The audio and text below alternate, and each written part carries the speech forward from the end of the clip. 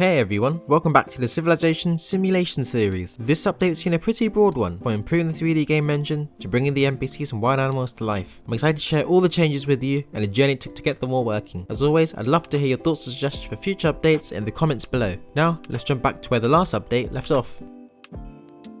Once a new world is generated, we see the starting nations begin as a single farm, which quickly start to colonize the empty land around them. Zooming into the minimap, we can see their internal structures are starting to take shape. Green farms are the foundation. They produce their own food while also pulling resources from nearby settlements they influence. They can then grow into villages and even cities. When this tipping point is reached, the farm becomes a black city core and builds housing units around itself to house its population. If these are brown, it means it remains under the control of a large settlement. If they're red, it means it's independent and doesn't send resources to anyone else. For now, brown settlements aren't very common or long lasting, but I'll break the system down in more detail when it's updated later in the video. Let's travel into this large purple country in China, which, unhelpfully, happens to border a slightly darker one over in Korea. Zooming in, we can see the layout of the individual tiles right down to the roads and buildings. Going further still, takes us down to ground level. Taking control of this NPC, we can even look around inside his home.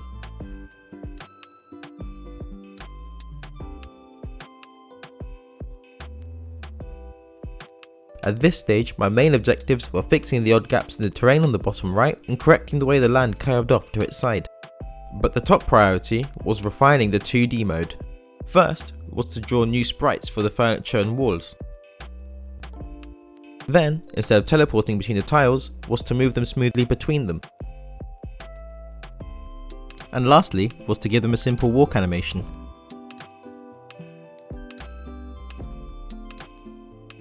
It was at this point I switched over to 3D mode and immediately realised something was horribly wrong with the way I was calculating the zoom factor. As it turns out, this was due to the zoom factor being calculated linearly rather than cumulatively. When this was corrected, the weird bobbing went away. It was around this time I decided I need to overhaul how the scaling system worked, as I felt objects indoors looked too close together. While my first attempt spaced out the indoors better as I wanted, it horribly warped the outside terrain. My second attempt seemed promising until I tried moving the camera up and down.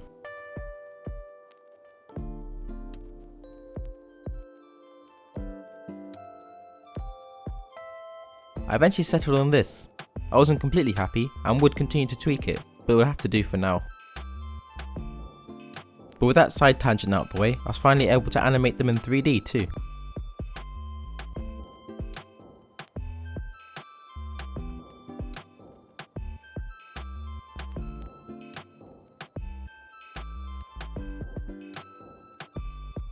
I also wanted to replace the furniture sprites with 3D objects, though for this update I was only able to update the table.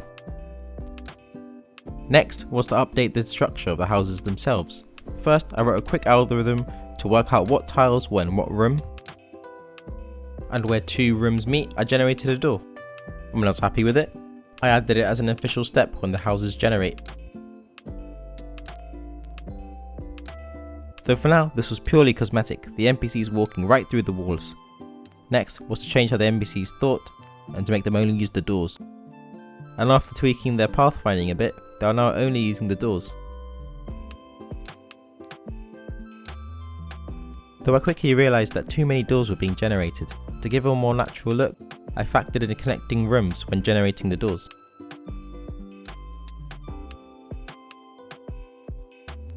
I then made it so whenever you're looking into a building, you can always see their room colours. And this fog effect when looking into the distance.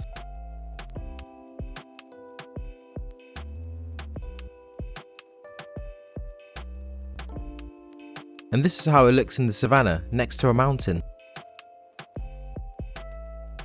I then added simple textures to the engine, and rendered them on all four sides of the walls.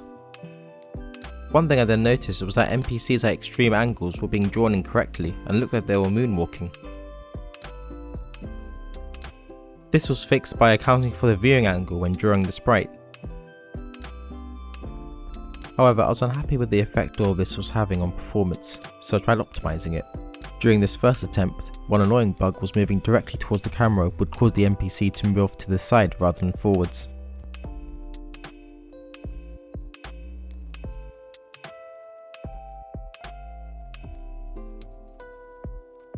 When optimizing textures, this bug made the ones on the ceilings go all wrong.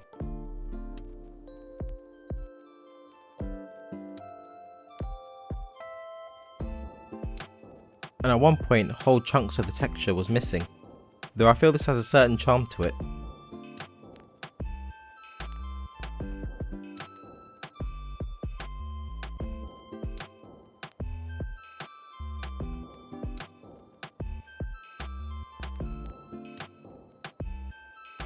And though the textures themselves weren't final, I'd proven the system worked and wasn't too heavy on performance.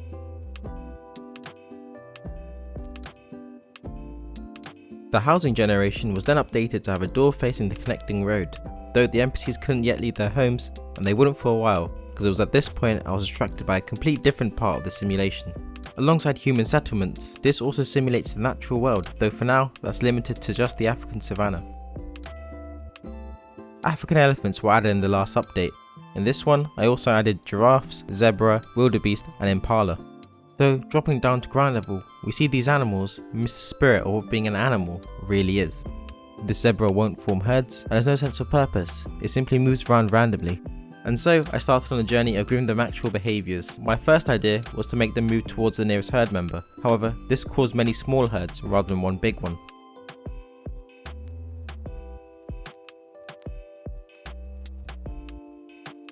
My next idea was to give each herd a single leader and make all the other herd members try to swarm around it. And I definitely felt this was a step in the right direction and was far better performance wise. And instead of continuously moving around, making the animals stop and start also made them feel more realistic.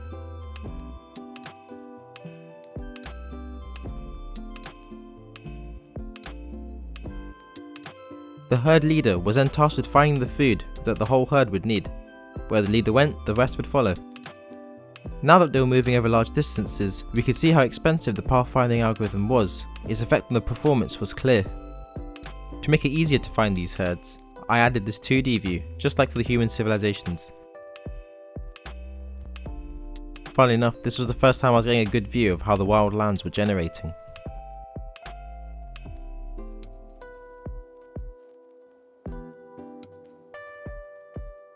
The herd leader's search was then refined to specifically search for the particular type of food each species of animals preferred. For wildebeest, this was grass. Whenever the animals got thirsty, they would also then go find the nearest body of water.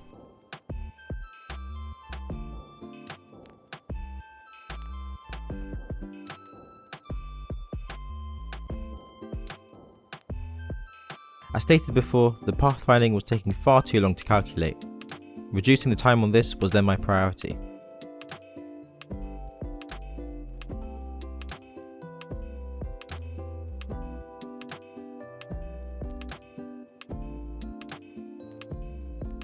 With that optimized, this is now how they move. This is them actually moving between world tiles, though it does look a bit odd when they appear on the other side.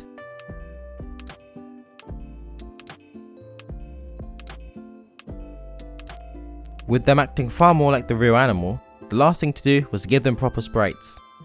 These are the giraffes,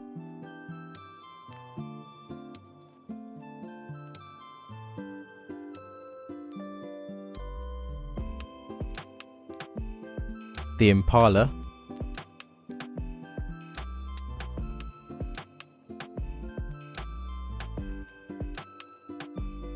zebras,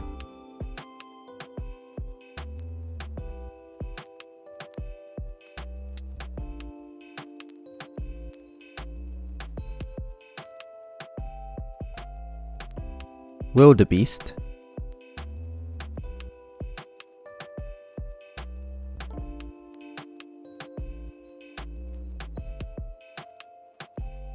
and elephants. Now that I was happy with how the animals were behaving, it was time to move back to the humans. First was to actually give them the ability to exist outside the bounds of their homes. And though the NPCs themselves were still unable to, if you controlled a player, you could take it outside.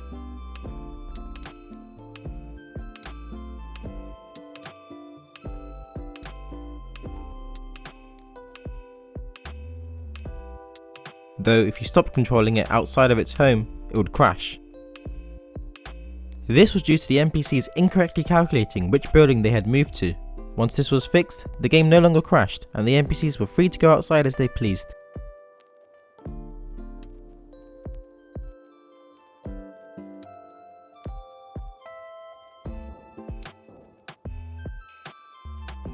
While this worked for the 3D view, the 2D one refused to render pops outside their homes.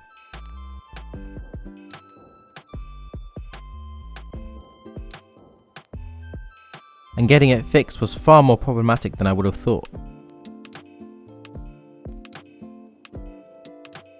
Once that was fixed, it highlighted that entering and leaving a building was not being accurately calculated.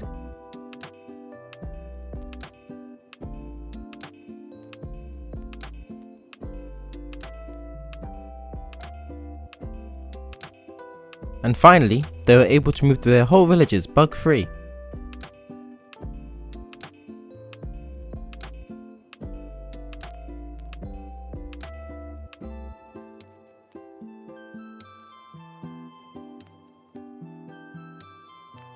You may have noticed this character walking through walls is something I specifically allowed for player controlled characters, though I may remove this exception in future updates.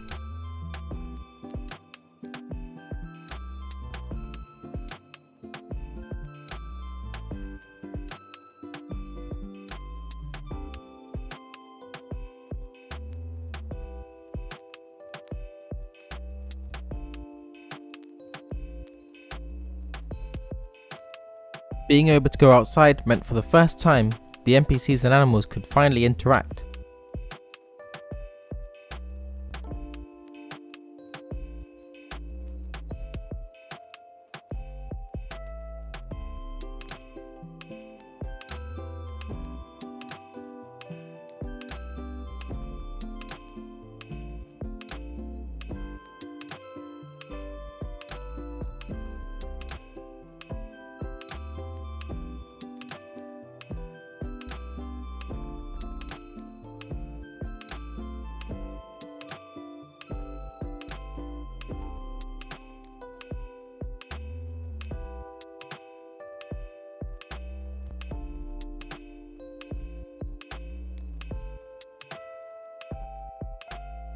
As alluded to at the start, I was unhappy with the way the nations were forming. Tweaking this allowed for the stable creation of the three types of settlements: farming villages, tribute giving cities in brown, and independent cities in red.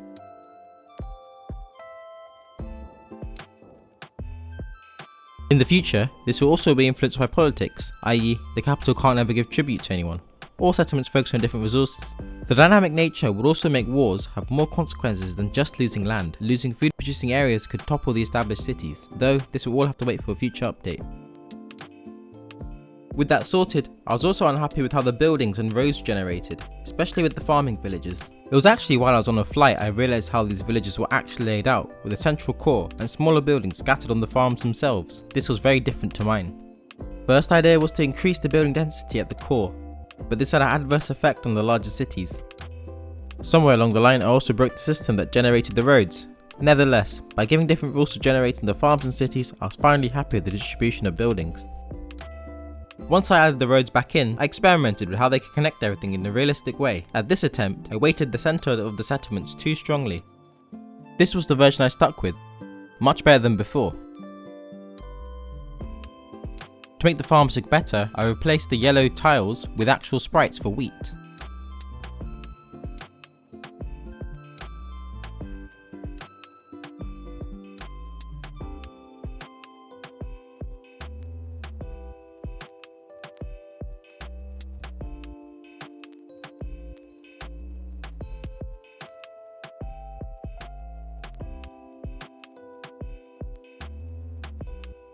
I then made them sway whichever way the wind was blowing.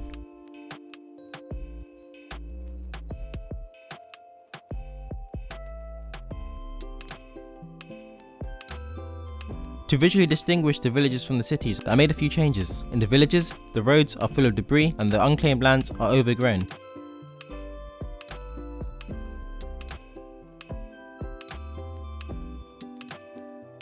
While in the cities, they're well maintained and the roads are debris free.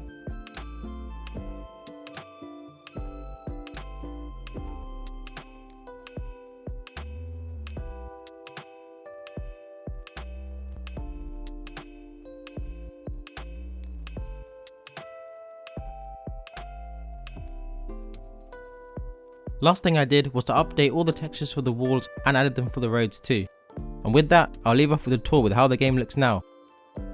A big thanks to everyone who watched this far. Massive apologies for the increasing gaps between videos. I plan to work on more short-term content too to fill the gap between these larger videos. I've linked down my Patreon in the description, where I'll give regular updates on the progress of the next video. Thank you all for your continued support, and I hope to see you again on the next video.